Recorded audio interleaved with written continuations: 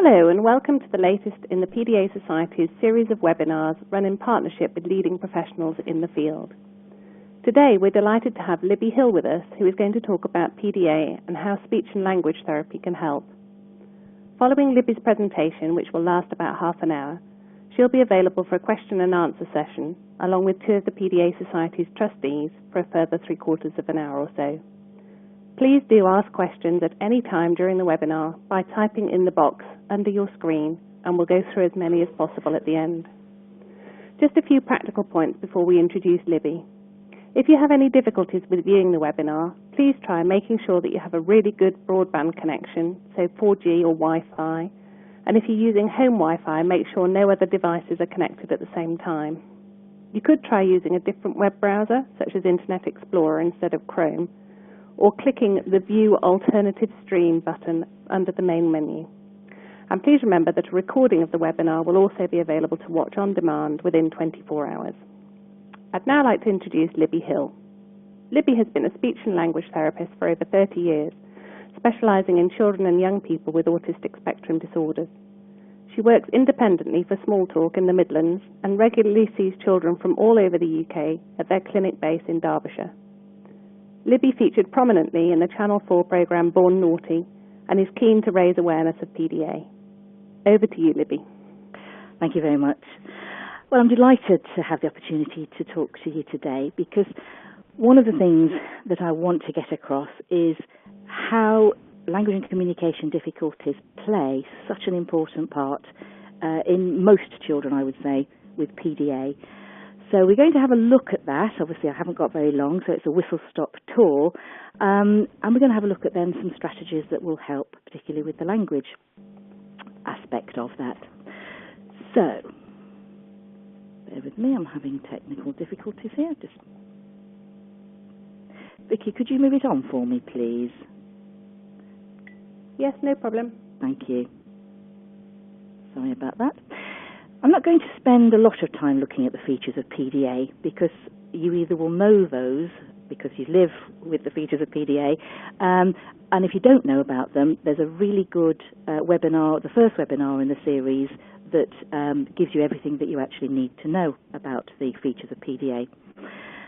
So what I'm going to do, if you could move to the next one please, Vicky, what we need to focus on is we need to understand that PDA has an anxiety basis and they're driven by a need to control, to make them feel safer and make them feel more secure. Next slide please, Vicky. So the features of PDA that are pertinent to speech and language therapy are the first one, a language delay or disorder. So we're talking about language processing. Disorder is where it doesn't follow the typical pattern of development. So they might be better at some things, but they haven't actually developed some of the foundation skills. But it's a language processing difficulty.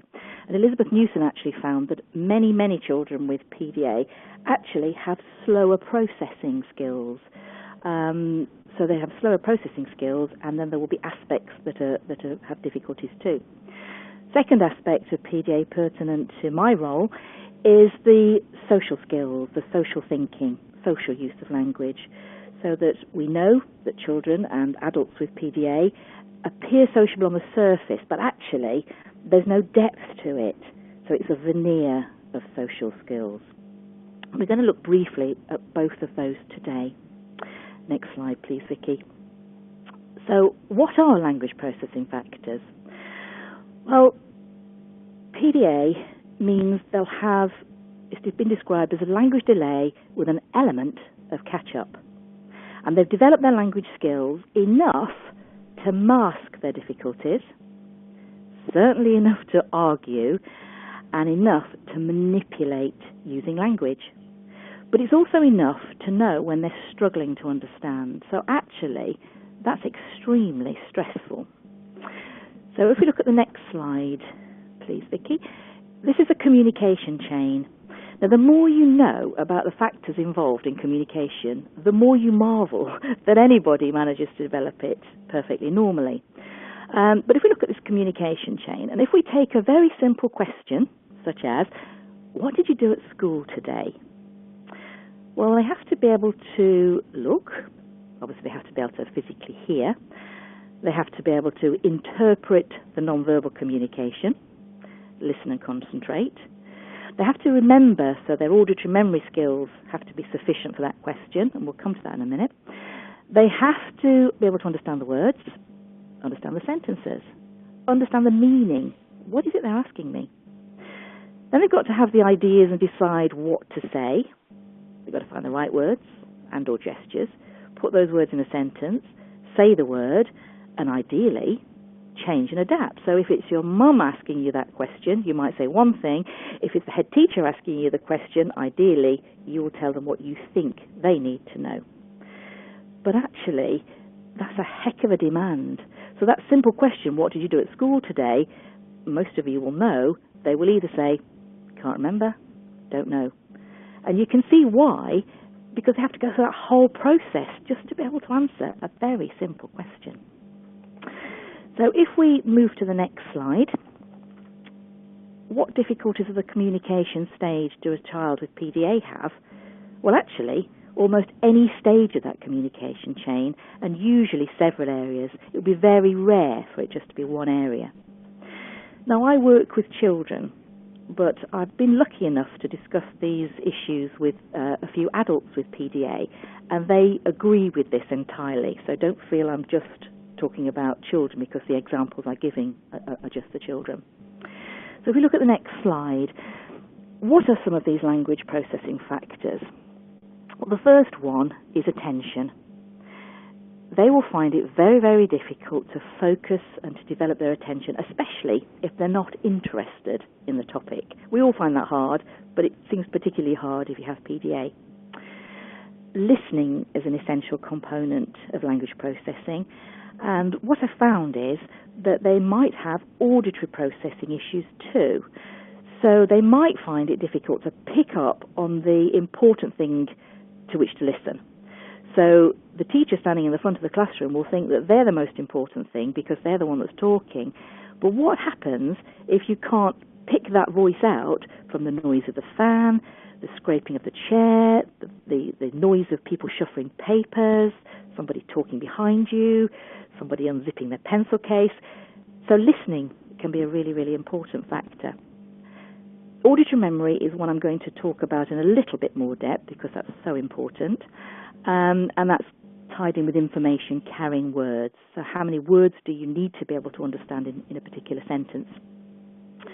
Vocabulary can be an issue, so not just learning the vocabulary, but actually recalling the vocabulary. So many children with PDA have actually got what we call a word finding or a word retrieval difficulty. Now that can be extremely stressful in itself. We get a bit of a sense of that where we have a tip of the tongue. So we know somebody's name, for instance. So say I was trying to think of Vicky. You know, I might be able to picture her face. I know her name begins with a V. I know it's 2 syllables. But the more I try and find it in my head, the further back it goes. And then later when I'm in the shower and I'm relaxed, I remember it. So if you're already under pressure and you're feeling anxious, you can see how the potential for that to be a difficult area is there. And the other one is verbal reasoning. So most parents of a child with PDA will say, they're just so literal. And that's where that aspect comes in, so we'll spend some time looking at that too. So next slide, please, Vicky. Auditory memory.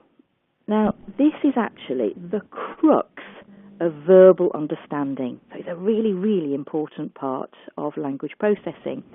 It's part of working memory, and it's the listening part of working memory, so just the auditory part. So the technical definition I've put here, so the amount of information a person can hold on to whilst working out the meaning of a sentence, and if they're given too much information at once, this capacity gets overloaded and they can't understand. So if you were going to the shops and you had a long list, we as adults will probably write that down, to be honest, or if you stop your car and ask for directions and they give you turn left here, turn right, blah, blah, you don't take it in. It overloads your auditory memory. The sort of memory this is, because obviously with memory, we know that there's a long-term memory, we know short-term memory. Many, many things, we know what happens by studying what happens when things go wrong. So if you think about somebody with dementia, We know that they've got a very good long-term memory. They'll tell you about what they did in the war. They might not be able to tell you what they had for breakfast. So we know that's at least 2 types of memory. This is a 3rd type of memory. And this memory is a sort of post-it note memory. So, for instance, if somebody rings my house and says, could you just take this number down? Obviously, I say yes. And then I look around for the pen, and there's never a pen. I put lots of pens there, but there's never one when I need one. So the amount of time it takes me to run into the kitchen, to go in, I do hope everybody has a tap drawer, but to go into the tap drawer, take out the stubby crayon that's always there, write that number down, I can forget about it then. So I'm using auditory memory skills. For that time it took me to hold it in my head and to write it down and forget about it. So that's the process of auditory memory. So next slide, please, Vicky.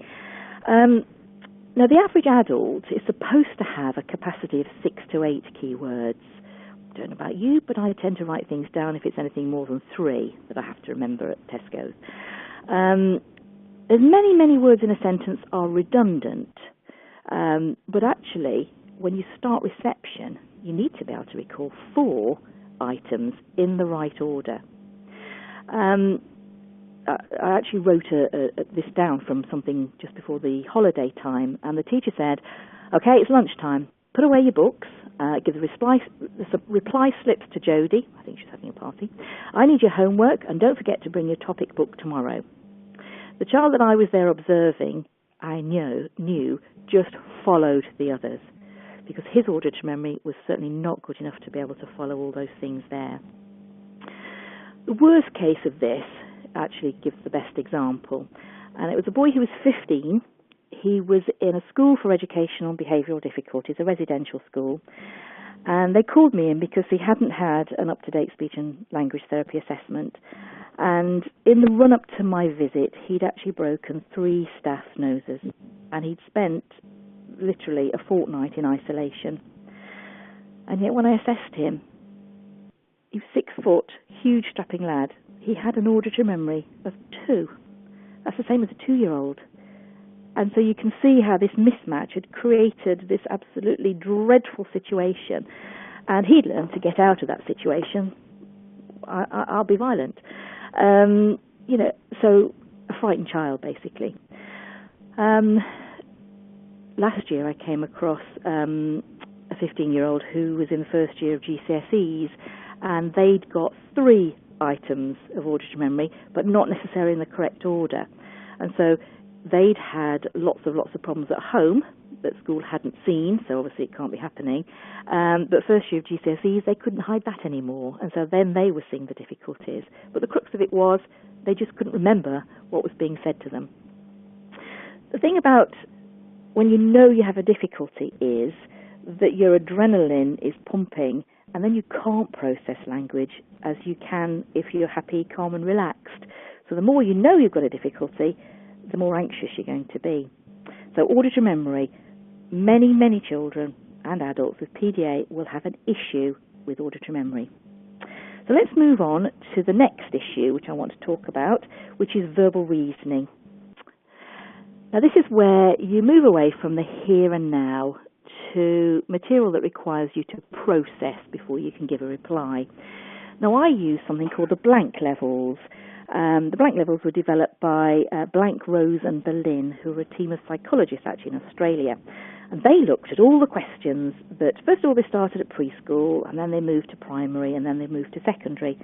And they found that the questions that were being asked of children actually fell into 4 levels.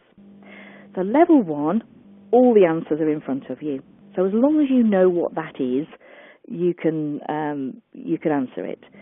So, find me the pen, find me another one like this, show me your jumper. The answer's in front of you. Level 2 is still concrete, but you need to know a little bit more. And this would be where concepts come in and verbs actually come in. So level 1 and 2, they're here and now, and they're concrete. Level 3 is actually a huge leap forwards. Thank you, Vicky. Now this is where you require reordering of perception. You've got to think about it. And it's about talking about objects in a variety of ways. ordinarily, these questions develop at around 4.5. It's all about recall and retell, and it can be a really, really tricky area for many children, especially teenagers. So if we can see the next slide, please, Vicky. Examples of blank level 3 questions would be things like, describe an event that might happen. So what will happen next? Now, a 14-year-old that I was assessing recently, I asked this question, and she said, well, how would I know? I haven't read this book before. Yeah, how would she know? She couldn't predict. She didn't have that ability. Assuming the role of another. Well, obviously, children with PDA have ASD too, so the whole theory of mind or perception issue is going to be hard. So again, a 9-year-old that I assessed recently, I was asking that question, well, what would you do? Or what could he do? And he went, I don't know, I'm not him. So we take these things for granted, but they can be so difficult for children. Describing sequences of pictures logically, so tell me the story. Now that's so difficult verbally, even more so written, and yet in year 1, that's what we expect children to be able to do. Narrative can be a real stumbling block for some children with PDA. So I assessed a boy, he's called Isaac, he was 13, and his teachers were perplexed because sometimes they'd ask him to write an essay and all he could manage was to write his name at the top of the paper. Other times he was able to write reams and reams and reams. Nobody had actually asked him why that was. So when we were discussing it, he said, yeah, but if I can picture it, if I've seen it on television, if I've watched the film, if it's part of a video game, then I can do it because I can visualize it and then I can write about it. But if it's something I can't picture in my head, I just can't do it. And I thought that was a real eye-opener to what it's actually like for a lot of children. So can we move to blank level 4? And this is the area that we all know as typical verbal reasoning. So we're talking about what causes things to happen, making predictions about future events based upon our past experiences. Normally, it starts at around 5 and continues to develop at around 6 years of age. But this is where we say that they take things literally. So if we can move to some of the examples of this, please, Vicky. Predicting what will happen if. Justifying a prediction. So why might something happen? Identifying the cause of an event. Why did it happen? Providing solutions to problems. What could you do? Explaining obstacles to solutions. Why can't we? Explaining observations. How can we tell? Selecting means to a goal. So what could we use? Explaining a means to a goal. Why should we use that? Now, if somebody can't predict what might happen, so if X happens, Y will follow, you can begin to see that modifying your behaviour or modifying your actions is going to be difficult because you can't predict what might happen. So children usually, quite early on, learn, well, if I do that, that happens, so I won't do that again. But if you can't predict or you can't see what's going to happen, it's not going to stop you doing, having adverse consequences, shall we say. So we could move on to the next slide, please, Vicky. So what does it mean? What does it mean if we have verbal reasoning issues? Surely that's only in English that we have to worry about it, but it isn't. It's every single lesson at school. I Googled verbal reasoning the other day, and I was completely shocked that it was maths examples that came up. So if you look at something like blank level 3 question in maths might be, explain how to complete this mathematical application. Or in science, blank level 3 would be, can you name a gas that's not toxic on inhalation? Level 4 might be, what could we do if the experiment doesn't give the outcome expected?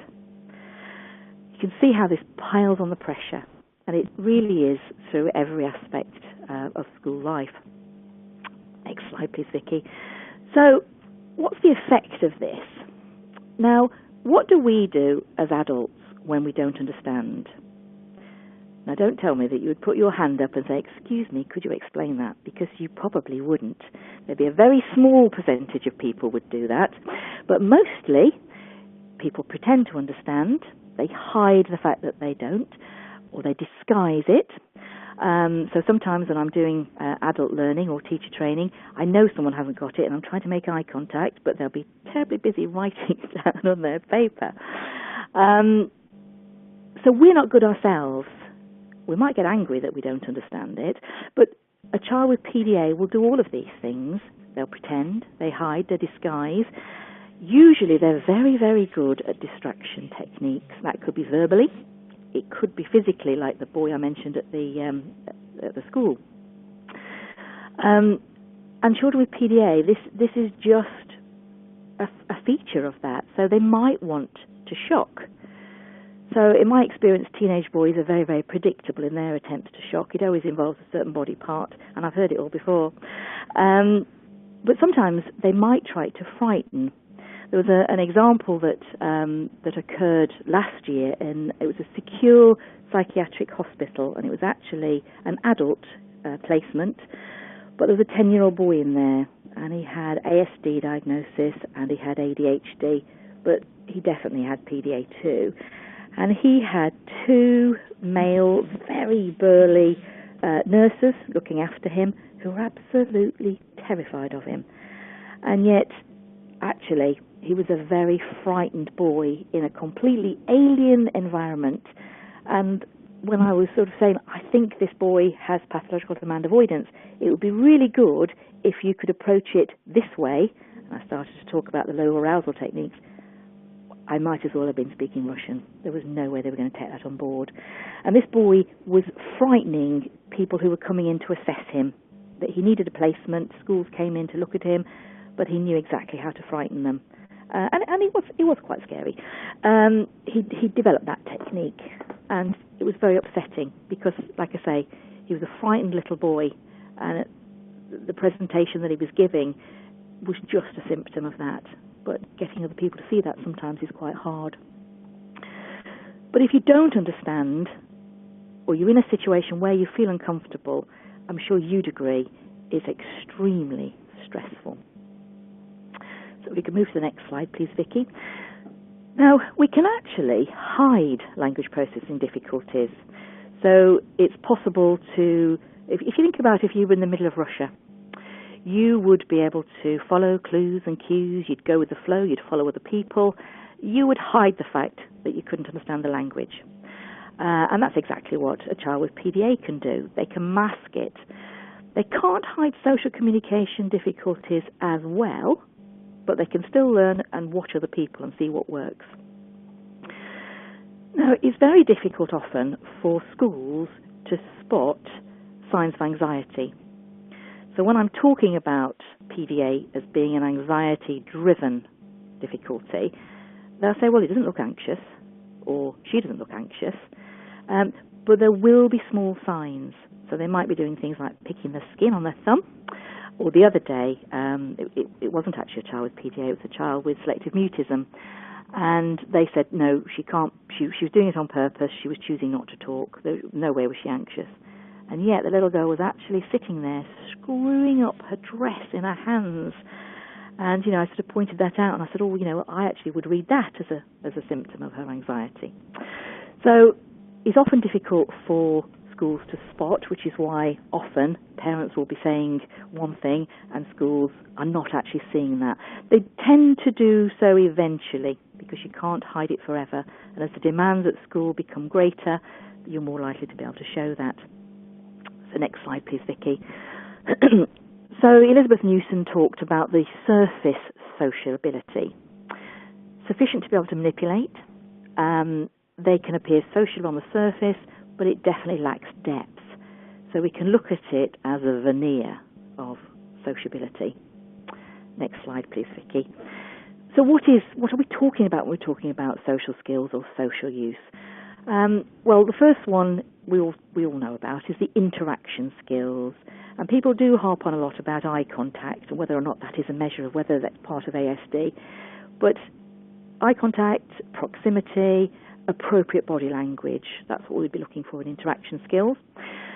Another part of it is the knowledge of rules of conversation. So turn taking, starting a conversation, ending one.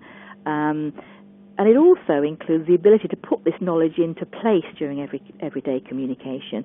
So just because somebody knows the rules doesn't mean that they can actually apply them in the real, everyday, fast-paced world.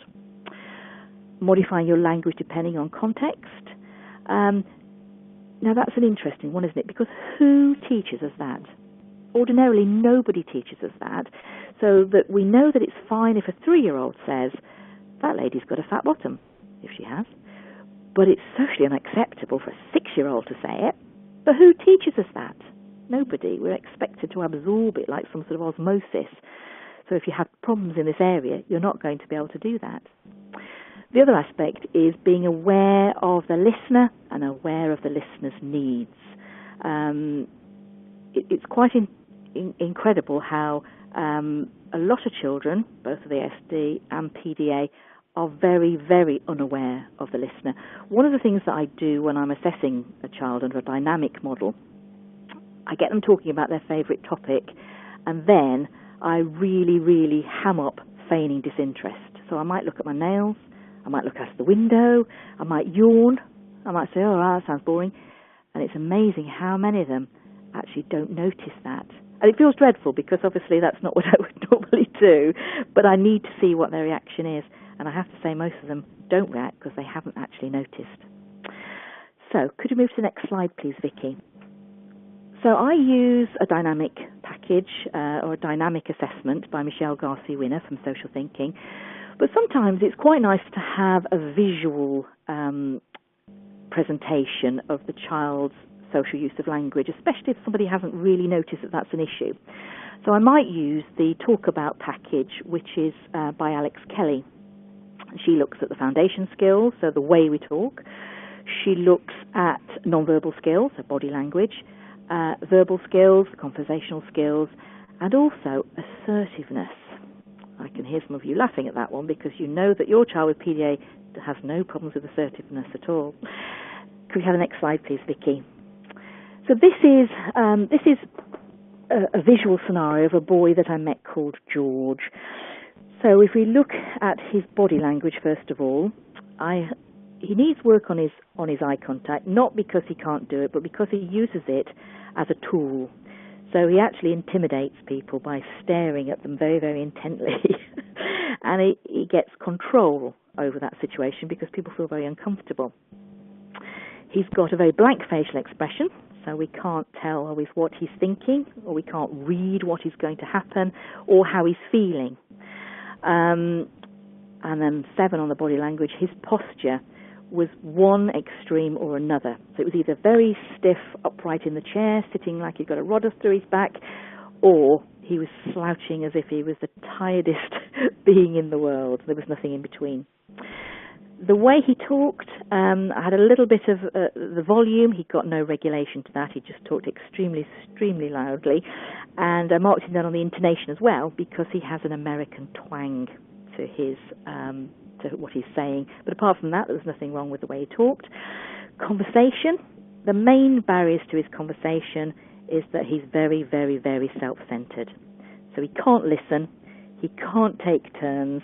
He isn't relevant because he just talks about what he's interested in. And he can't repair a conversation. If it breaks down, he'll just walk off because he's not quite sure what to do.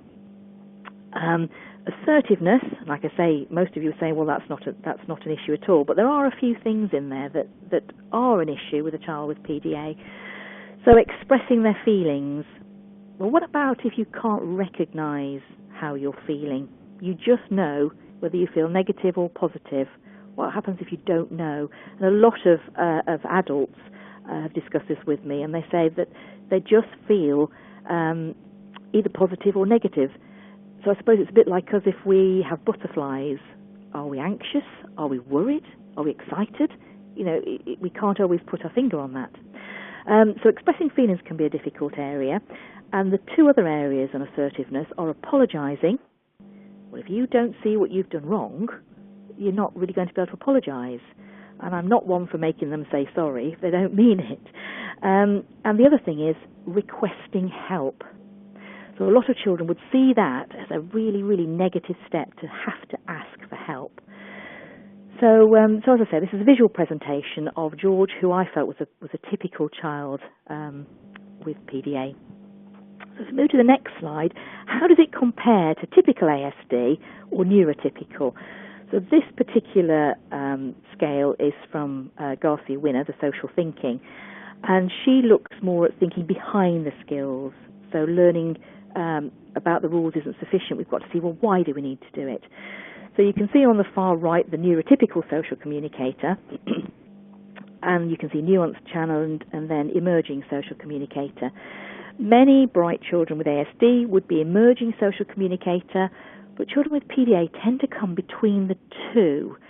So it's emerging, it's nuanced, challenged, but definitely it will benefit from some work on the background skills to the thinking. So next slide please, Vicky. So why would you need a speech and language therapist? They talk fine. Well, an assessment would actually get an accurate picture of their strengths as well as what they need help with. Understanding of the child's difficulty is the biggest thing we need people to do, because if you can understand why they're doing something, it really helps you to be able to accommodate it. Because the typical adult-child relationship or teacher-child relationship is never going to work with a child with PDA, and that's the biggest thing they need to do. Remove that, start again. You've got to be in it together. It's that mutual respect. So an assessment then would lead to appropriate strategies for family and staff, and this might be completely individual to that child, and that's why it's really important for family, staff and the speech and language therapist to work together. We can put together a program of work to maximise their potential. These are usually bright children. It would be criminal not to try and maximise their potential. So you've got to get the environment right, you've got to get their anxiety down, but we've got to look at their potential. When I'm assessing a child with PDA, I've actually found that I haven't had too many issues because, as most of you know, they like novel things, they like different things. And so I always make sure that they're in charge. They decide the order of the session. If it's a younger child, I would use photographs. Older child, I'll have the written thing, or we might even write them down together. But they decide what order we're going to do things in. I also have a lethal weapon. I have a Labrador. I use animal-assisted therapy. And I haven't met a child yet with PDA who didn't absolutely adore animals. So having the Labrador, he's called Ralph, in the session, I find reduces their anxiety. He'll bring them a ball or a Gruffalo toy, and they just like him being there. So I use him as a co-therapist under animal-assisted therapy. Next slide, please. So strategies for home and school. If you need to know more about the low arousal techniques that are helpful, if you have a look at that first webinar, there's lots of tips on there for that. So I'm just looking at for language processing, really. Now, there's a fine balance between keeping language simple and being patronising and condescending. And I'll never forget one boy. I was talking to him about his favourite topics, and he just came up with, "You're only being nice to me, so I'll complete your stupid test." So what I find is that if they use the strategies for all children, because they will work with all children or teenagers, it's actually better, because then the child with PDA doesn't feel that they're being singled out. So in giving instructions, don't compete against background noise. The OT that I work with would say that the classroom is actually the worst place in the world for background noise, but we need to be very mindful of it. And either turn videos off, turn televisions off, turn fans off, but don't compete against background noise. Keeping sentences short and simple. Got to think about the memory load. If they've only got a memory load of 2 to 3 items, there's no point in saying more than that, because they're only going to remember 2 or 3 things from what you've said. As Elizabeth Newson had said about the processing time, count to 10. That sounds like an eternity when you're doing it, but boy oh boy does it work. It works for a lot of children, not just ones with PDA.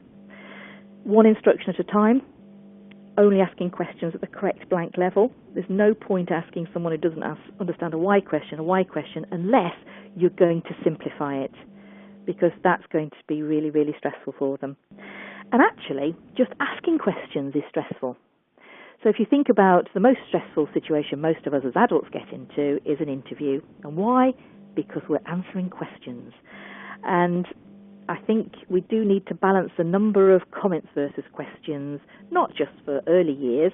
We have a handy rule in early years. They're allowed to ask 1 question to 4 comments. But actually, that mirrors typical conversation and is actually quite a good rule of thumb, excuse the pun, for older ones too. Make sure what you're saying is clear and unambiguous. Avoid or explain metaphors. Sorry, could I have the next slide, please, Vicky? And avoiding sarcasm. It's interesting, actually, when you look at the very popular teachers, they're usually the PE teachers, aren't they? And if you look at their style of managing children, there's a lot of it involves sarcasm. I had one example of a boy that I was working with who was called Alex, and Alex could not stand the most popular member of staff. Absolutely couldn't stand him. In actual fact, he wrote on the wall, Mr. So-and-so is a... and he signed it too. And his peers were appalled. How could you not like him? He's fantastic, he's great. But that's because he used sarcasm. So Alex didn't understand the sarcasm, and he just thought he was being rude all the time. This is a trap I fall into. Only use could you if there's a choice, because could you will always lead to a no. Teaching within a context where possible. A child with PDA will always need to see the point. If they don't see the point, there is no point as far as they're concerned. They may also have problems generalizing information. So there's no point in just teaching them something once. It's got to be generalized. Again, that's also useful for all children with ASD, and in my mind, all children. Always get the child to repeat back the instruction to make sure they understood it. So don't just say, did you understand, or is that clear? Because they'll say yes, just like those teachers on my teacher training courses.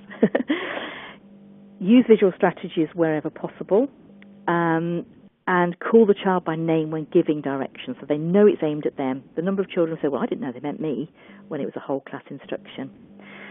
Reassure them by telling them information, so being precise, being explicit. If they know what's going to happen, that will help to reduce the anxiety level.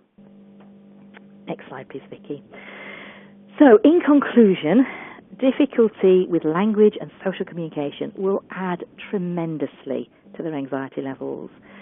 If you're anxious, your thresholds are completely altered. You'll already be aroused, or your arousal level will be higher if you're anxious. So then you put anything small on top of that, add your sensory processing difficulties to the mix, and you've really got a melting pot of flammable consequences, as somebody said to me the other day.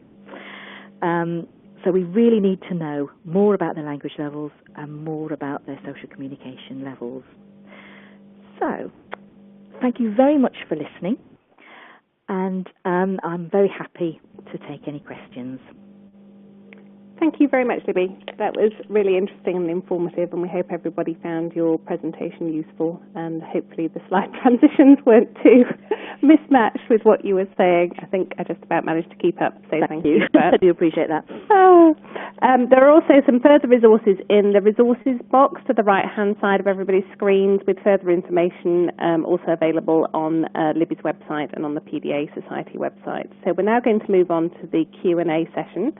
And hopefully we're joined by Paula and Jane, our trustee PDA Society trustees, who featured on all our webinars to date. So I'm just going to check that they're there. Hello, Paula. Hello. Hello, Jane. Hi. Excellent, lovely, thanks ever so much. So we're going to go on to some of the questions that people have asked. One of the questions relates to EHCPs and whether anything can be said about aspects of speech and language therapy provision for EHCPs. So, Libby, could you tell us a little bit about that? I mean, this is a huge area. It's one that I'm actually working on doing a presentation that I will flag up. But what I would say was, language is not just a health issue.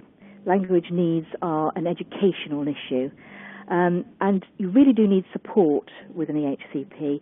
So there are some really good supporters out there. There are some government-funded ones, so Core Assets will do in Staffordshire, Derbyshire, they have Umbrella, or you can find an independent advocate. I work with some excellent ones, and the IPSIA website is absolutely excellent for telling you what needs to go where, but it definitely needs to be quantified on there, otherwise it will be very difficult to actually access speech and language therapy if their need isn't identified and put onto an EHCP. Could I just add to that, if that's okay, Libby? I suppose what we're saying is that the child's strengths and difficulties in this area of SALT need to be identified by a local authority, speech and language therapist, or an independent, so that they can then be written in to the EHC plan. And I believe the correct sections need to be Part B for Bertie, and then F for Freddie. Yes. Is that right? Yes, you're right. Okay. Yeah, and I think if you check on IPSI's website, it does provide you with information that parents can use in order to request an assessment from speech and language. So as part of an EHCP assessment, if the child's area of difficulty has been identified as speech and language communication and so on, parents can request a speech and language assessment as part of the assessment process for an EHCP plan. Whereas if they're not aware of that, one may not automatically be allocated to the child. Yes, that's a good point. Yeah, I think that actually comes in at the stage of actually having your will you assess my child, sort of it's part of the statutory assessment process. Yes. So you would be asking the local authority to not only assess the child in terms of an educational psychologist, but also in terms of a speech and language therapist, and possibly even an occupational therapist to look at the child's sensory difficulties. Yes, definitely, definitely. And then all those needs and, need for provision and support for the child would be put into the EHC plan. Obviously, it depends on each local authority as to what they're willing to assess for. Yes, unfortunately that's true. Thanks for that. Related to that, the same parent has asked a follow-up question. So how would you advise the parent to ask the speech and language therapist for the assessment to include auditory memory assessment, blank levels, and a talk back, like the summary you showed us, the visual summary, as part of the general assessment, and that the speech and language therapist that this parent's been involved with wanted to provide a block of therapy and then discharge, even though they did admit that he had ongoing needs. Yeah. So sort of double-part question there, really. How would you encourage a speech and language therapist who may not be as familiar with all these areas as yourself to include these areas, and how do you sort of advocate for ongoing support? Well, it really needs to be a specialist speech and language therapist in either ASD or somebody who knows that they need to have an eclectic approach, so that you're looking at the language and you're looking at the pragmatic aspect of that. So, and it's quite all right to request that or to ask what assessments they're going to use beforehand. Unfortunately, a lot of areas don't have specialist speech and language therapists, because they now are part of the ASD assessment. So, for instance, in Staffordshire, the specialist ASD therapists moved to Midland Psychology, who do the ASD assessments. But, you can talk to them and say why you need it and what you want them to look at, because if they're asking you what the problem is, those difficulties will come out anyway, so they know they need to look further with that. Anybody's allowed to ask for a speech and language therapy assessment, by the way, so it can't be refused. It's an open access, so the Royal College of Speech and Language Therapists are still very keen that it's open access, so if someone says, no, you can't have one, that isn't true. But the second part of it was the reason why I actually left the NHS, because it was I was head of department, and one of my colleagues had been told to discharge a child after 6 sessions, it was a child with Down syndrome who was a baby, and I knew he was going to need support for the rest of his life with the nature of his difficulties, but we were told, no, you can see him for 6 sessions and discharge. And unfortunately, that's a resource-led decision and not a needs-led decision. But if you, on your EHCP, can have it put in educational provision, then there isn't any, you haven't got the same constraints. Because if you're saying they need this and you've proved it in your report and it's written in that section, then the therapy can be ongoing. Okay, fantastic. Anything to add to that, Paula, Jane? I think one of the questions that parents often ask me, Libby, is when a speech and language therapist have actually assessed their child, they've identified some of the difficulties the child has and how the school should support the child.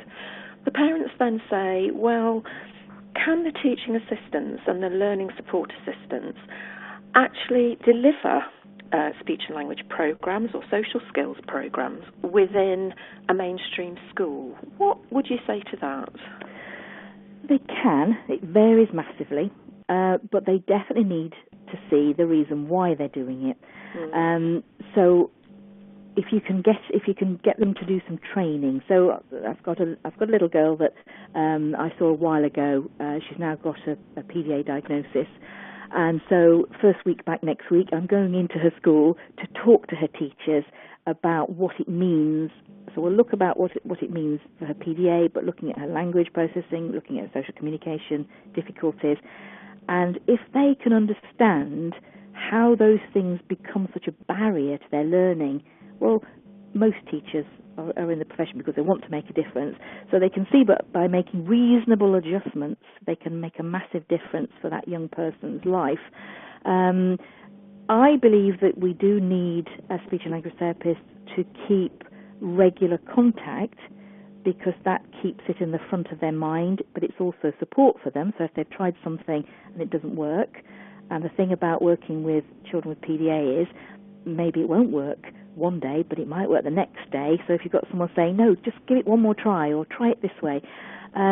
So I don't believe that it is right just to have a completely consultative model. I believe that we need to keep much closer contact with the school to support them in that.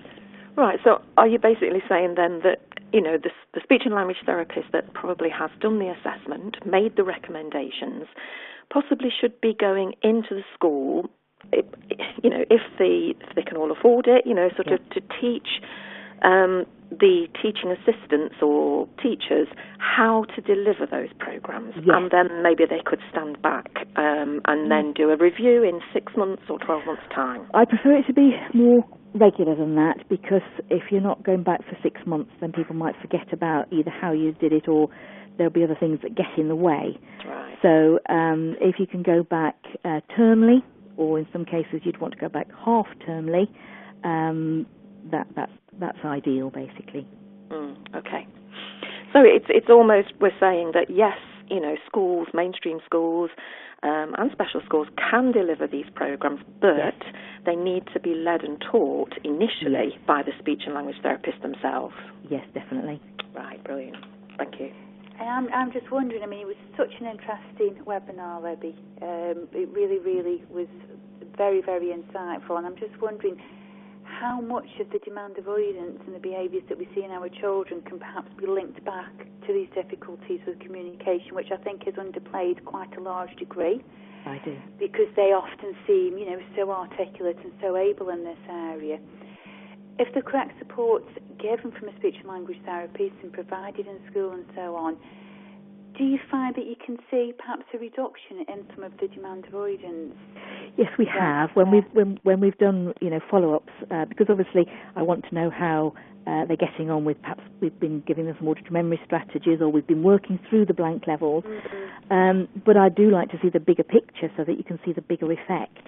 And I do find that if we can get the environment right, so that people understand them better and they're using the strategies that work really well, they feel respected, they feel valued, the general demands have gone down, and then we've worked on these skills, that it does have a very, very positive impact. Yeah, because it's really important, isn't it? Because I think, a lot of parents can probably manage the child quite well at home, especially if they've been home educating. Yeah. The child may want to go back to school, and you think everything's fine, we've got the PDA strategies in place, we've got the EHCP reflecting PDA strategies. The child goes back to school and then the wheels fall off again. Yeah. And it's because we haven't got these aspects that have been, these other aspects that have been brought in to support the child, because we've not realised that all those difficulties are contributing so much Yeah, definitely. to them avoiding social situations. Yeah. Oh, and it's such a wide picture, because it's the thinking behind it, and you can teach them strategies, and you can give them the tips and the tools. What we're really aiming for is to give them the tools in their toolbox, so that when they do come across something that is different, they know how to handle it, and they feel okay about handling it, because we've practiced it and we've been through it, and it can make a big difference. And also, it's about thinking about you, thinking about me. So what we present and how people see us, we can actually very easily get them to see us in a positive light if we do certain things, but they'll see us in a negative light if we do other things. So that's quite a powerful thing. I'm actually going to do that at the workshop in April. Yeah, I mean, we often have as well, I've experienced it myself, and we hear this a lot from parents, that the child with PDA will zone in on one particular adult and not want other adults about it, or that they cope better when it's one-to-one. Yes. Interactions, which I've always thought, perhaps, it's easier to feel safe with one person that you know well. Yeah. But then also you've got that aspect of communication, haven't you, that the more people there are, the more bombarded you are being with conversation. So therefore is the strategy to try and control it, dominate it, shock people to leave, so that you're left with that one person. Yes. Oh, yes. And can be very inventive in getting it so that it's just that one person. The boy that I quoted that had broken 3 staff's noses, he just loved being in isolation, because he was then with this one member of staff that he really, really liked, and who got him, he felt, and there was no demand. He didn't have to do any of the things that he was actually finding so difficult, and of course that was such a successful technique for him to do that. Yeah, so I suppose we are all very aware perhaps of sensory overload and dealing with sensory issues that can cause overload, but perhaps not with the overload that can come from speech and language. Yes, and it is a big melting pot, so and some days will be worse than others because they're tired, or they don't particularly like that lesson, or whatever. So some days their tolerance levels are going to be so low. And yourself, if you're tired, that's when you have more tip of the tongue, because you can't think of those things that you want to say, or if you're stressed, yourself, you can't process language. My mum has leukemia. She's a very intelligent woman, but when she goes to the consultant, one of us goes with her, because then we know she knows she wouldn't be able to take it all in if it's going to be bad news or worse than she was expecting. And that's exactly what a child with PDA is like. They can't process as well if they're stressed. And so whatever ability they have. Yeah. They become overloaded far quicker. Far quicker, yes. Yeah. I think, ladies, you've actually answered a question that a parent actually asked me to ask today, which was basically, if a child finds it hard to process what their parent or teacher is asking them or saying to them, and their natural reaction is one of demand avoidance, could their negativity, their answer, their swearing response, be partly down to their speech and language difficulties, i.e. processing, etc., and hugely, I would say. Yeah. Okay. I think we've answered that one for the parents. And it's a bit like, you know, when in the first webinar, when you were talking about how you alter what you're doing. So we have a big responsibility so that we don't ask questions that are too high a language load, that we do the things that I was talking about. And as I say, if we do them ordinarily in parts of other people, because we never want them to see that we might, they will see it as condescending or patronising if we don't do it in a good way. But we are part of the solution to that. So we need to be mindful of their difficulties when we're having a conversation with them or asking them to do things. Because then the less anxious they are, the less likely they are to be the demand avoidant, or the quicker you can bring them round to what you actually would like them to do. Also, Libby, I've heard this said of many PDA children from lots of different types of professionals, such as educational psychologists, speech and language therapists, etc., that they have a spiky profile. And I think when you were talking about the speech and language difficulties of children with PDA earlier in your presentation, we were basically saying that, weren't we? That they can seem like they have command of the language, but actually it's only surface level and not deep understanding. Yes, and it's only when you start to look and you ask the right questions that you realise that. You know, because so many times I've started off an assessment and thought, oh, crikey, you know, I don't think this child's brilliant, and then we've probed further, and I've realised that there are massive gaps in their understanding, or they're so literal that they're literal, and then that's taken their perception down a completely different avenue. So, Vicky, do we have any more questions? We have, yes. I'm just waiting for gaps. So there's lots are in. But you're doing so well chatting amongst yourselves that I didn't want to interrupt. So we have covered, obviously, a couple of, we have answered some of the questions as we've been chatting. So I'll try and pick out some other ones and come back to some others which maybe we've covered, but we could perhaps just recap on. So a question here, do you have suggestions for working on speech delay and disorder in children with PDA? Because obviously sessions targeting speech sounds are littered with demands.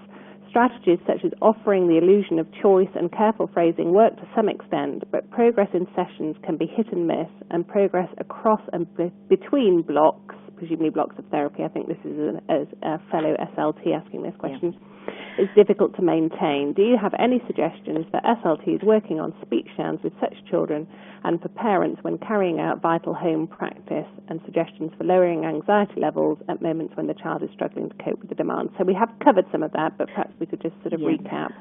I mean, working on the speech sounds isn't something that I've done that much, to be honest, because that's often not an area that's a difficulty.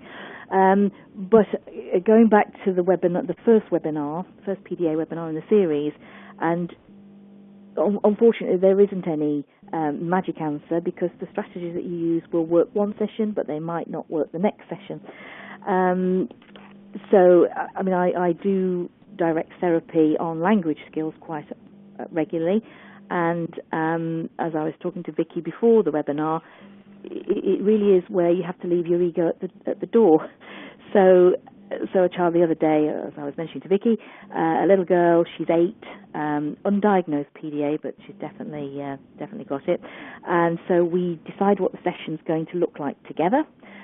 We write the session down. We even built in where we can have a chat about her. She usually brings something with her. We build that in, and then we work through it. But it was an auditory memory activity, and she said, I don't want to do that. So she then spotted some plastic fruit in a basket and said, I want to do that instead. So I said, okay, well, we can use the fruit. We can use the same activity with the fruit. Yeah, but I don't want to do it on the table.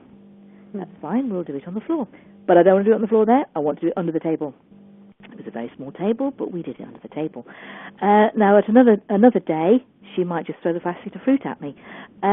So I haven't got any magic answers there. But if you have a look at those strategies in webinar 1, the low demand, low arousal techniques, and they will generally work if anything's going to. That's fabulous, thank you. Whilst we're on a roll with fellow SLTs, we've got another one here. You've spoken about some great informal assessments, which we also use, which give a wealth of information for our pupils with PDA.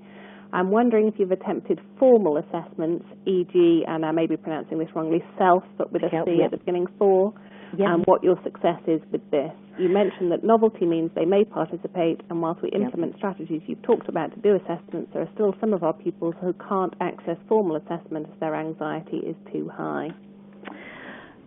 Now, it's interesting with the dog.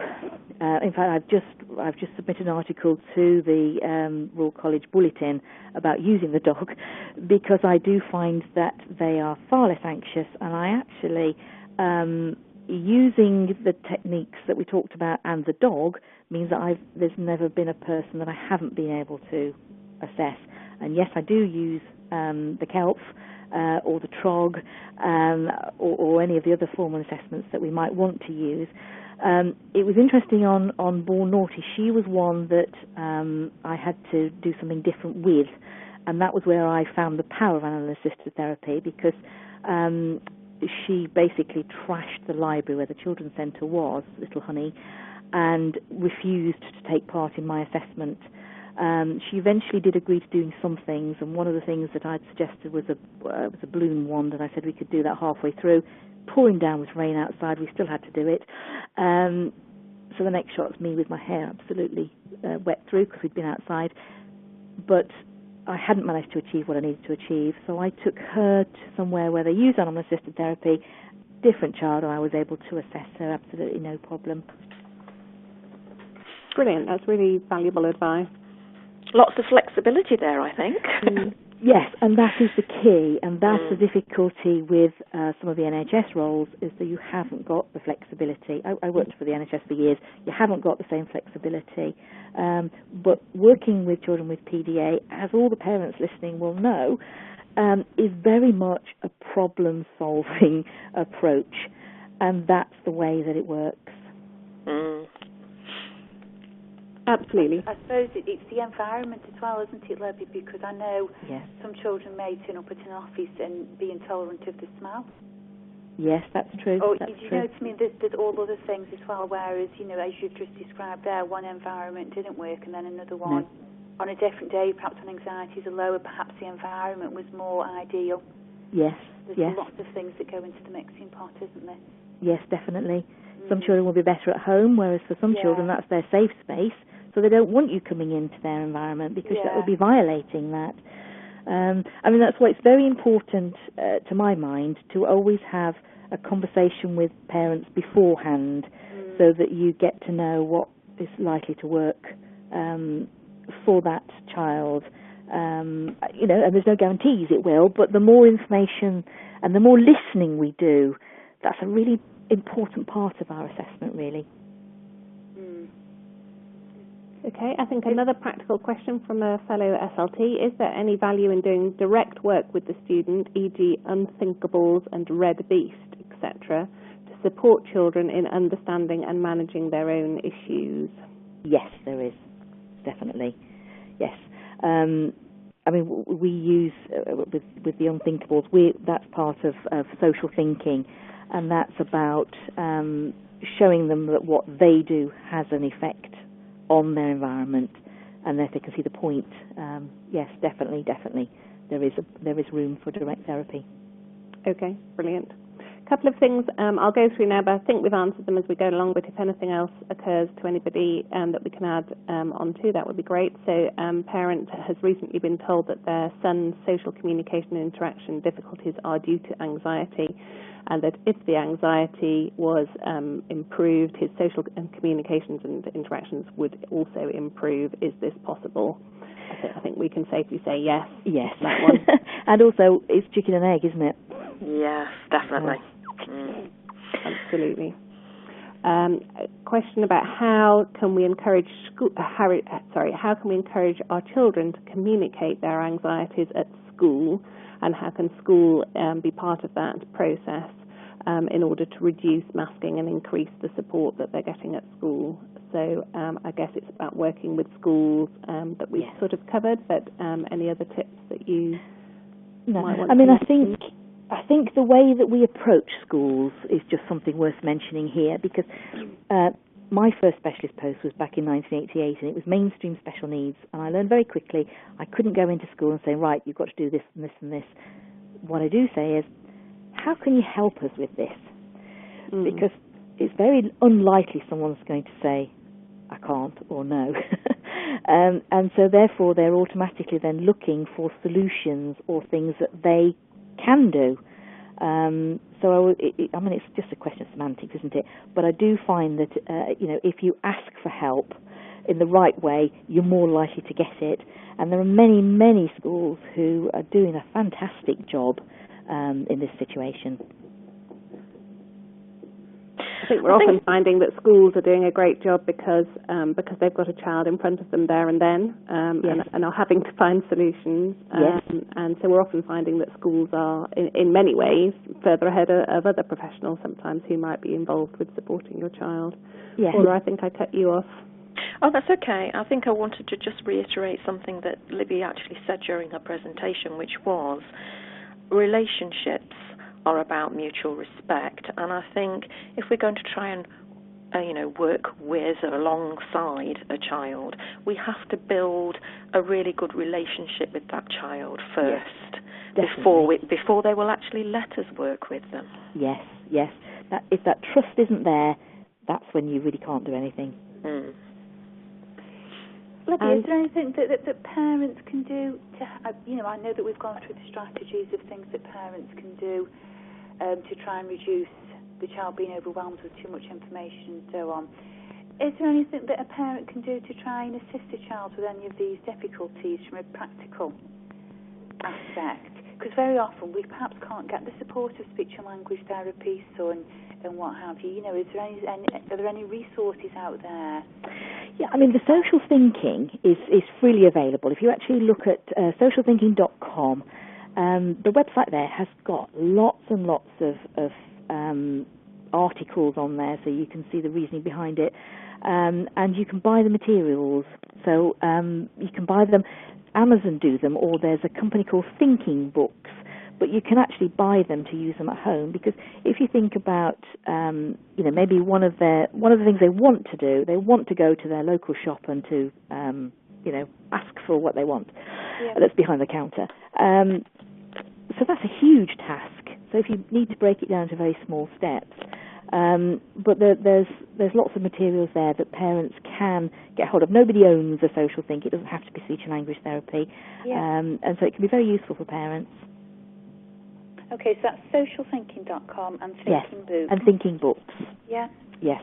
If they're not in the resources section already, I'll add them in at the end of when we finish talking. I think a lot of parents do try to be, especially if you are trying to see a speech and language therapist through the NHS, the waiting times can be very long, and as you already said, sometimes sessions can be limited. Yes. I think very often parents want to try and be proactive in finding what resources can they do, to try and put things in place. I mean, we're just developing, in fact we're filming tomorrow, Thursday, we're actually doing a parent hub, because there are so many parents who aren't being able to access these things. So we're going to have little videos on there, sort of how-to videos, so things like, how do you work on word finding, or how do you work on auditory memory, what things could we do, and there'll be little video clips so that you can actually see it rather than just read it and maybe not know what it looks like. And where will that be available to view, Libby? Well, we will be sort of advertising it wildly. It will be on the Smalltalk Speech and Language Therapy Facebook page. We'll post everything on there. But I do feel that it's a need, because especially if the need's been identified but they're only going to do 4 blocks, then either the parent or school staff are going to need to be skilled up to be able to do that. So there'll be a series of webinars on there and all sorts of things, just to try and get that across, because we are aware that not every area has a speech and language therapist who can do this sort of work. There are many fantastic therapists out there who do it very, very ably, but we know that a lot of parents are not having access to it. That sounds excellent. I'll very much look forward to those coming out. And from just ask as well, but very often when parents, they go along to the GP or they get as far as CAMS and they think that the child may be on the spectrum, But of course, with the profile of PDA, these difficulties with communication and language are very much hidden due to the masking. What sorts of things do you think might be helpful for parents to try and pick up on that they can then note down and discuss with somebody at CAMS to try and move along that diagnostic pathway to try and illustrate these difficulties are there? I mean, I think if they, the set of criteria that Elizabeth Newson wrote, I think in about 2003, it's quite. What I found useful for parents is that they've actually just made notes on all those different points on there and given examples, because obviously we want a referral for an assessment. Parents need to be aware that they're probably going to get more of a ASD with a profile of PDA, but as long as it's mentioned in there, so as long as the demand avoidance is mentioned in there, because otherwise people will just want to put mainstream ASD strategies in, which, as we know, are not going to work. So that's what I've always suggested when some of my families have gone along to CAMS. Take that, put your examples in, because then they can really see how that child then fits that profile. Yeah, I know a lot of parents, they can't even get to the point of accessing an ASD assessment because of this atypical profile. Yes. So would it be things like, yes, my child's very articulate but dominates conversations? Yes, it would. Yeah. What I find really useful is to give an example of a situation. Yeah. So, what happened in a situation, and I actually, put the situation, and then I use that set of criteria and say, well, this happened, this happened, this happened, this happened, this, and you saw it in this particular situation. Yeah. And because it's real and it's meaningful, and obviously if you've got the backing of school as well, so that if a parent is thinking of referring their child for an assessment, they do need the backing of school, because they usually will go to school. If school say, no, they seem fine, then it's not going to go anywhere. So if you've been to school and discussed these things, and school then will be able to recognise these things that you're talking about, all the demand avoidance features, if they can back you on that too and help you with some examples that happen in school too, because that means then they can see that it's happening in more than one environment, which is one of the key things that they use in their triage system. Okay, thanks ever so for that, girls. Ladies, I should say. Vicky, have you got any more questions for us? Well, I was just going to add on to what Jane and Libby were saying there. I found the talk about map, that kind of circle diagram, being very useful as a pattern of strengths and weaknesses. And I guess even though that may be proprietary, a parent could have a go at producing something similar about their own child to sort of demonstrate that, yes, he may be very articulate, but he tends to do this in relation to communication. It's quite a good way of kind of homing in on those differences, isn't it? That superficially he may seem to be communicating in a very normal way, but in fact, when you analyse the actual details of how that breaks down, then it's quite different. Yes. So I was just going to add that as well. So we've got to the end of our speech and language focused questions. We've got a question more generally about PDA and helping schools, so I will reply to that directly after the webinar. And just to say that, of course, Libby is going to be presenting a workshop at our conference in April next year, where, Libby, as I understand it, this was like a sort of taster and an overview and an introduction to the topic, and that you'll be able to go into much more detail at that workshop as well. Yes, we are. We're going to look at aspects of social thinking, and give you things that you can take away. Brilliant. Well, I think if nobody else has anything to add at this point, then we can probably wrap that up today. So thank you very much again to Libby for her fabulous presentation, and to all three of you for your helpful answers to the Q&A. And thank you to everybody who asked questions as well. And just to let you know that our next webinar is going to be on September the 13th, and the topic for that is PDA and family resilience. So we hope you'll be able to join us for that. So thank you, everybody, and I shall now stop broadcast.